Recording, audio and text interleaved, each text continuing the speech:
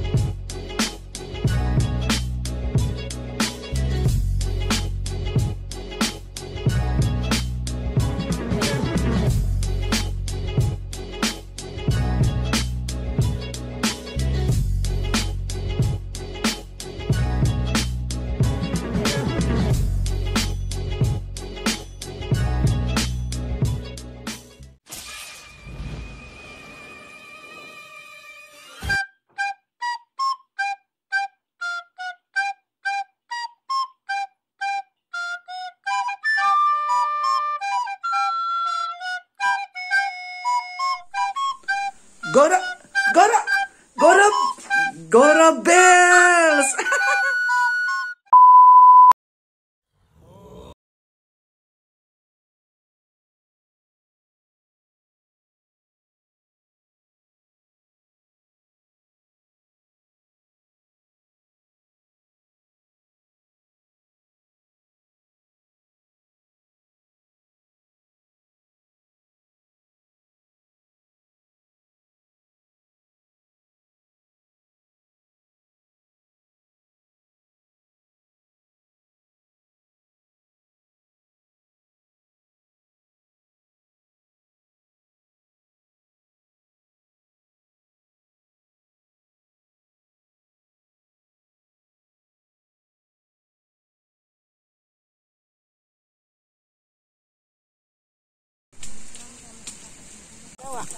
Bahala kang nagpasa. Abat takin ko po. Bago pinagpat na. O pinagpat. Dadwa kami tali na yan. Manda do, bit na yan. Baka yung mabaya. I'm telling you. True. Bebe.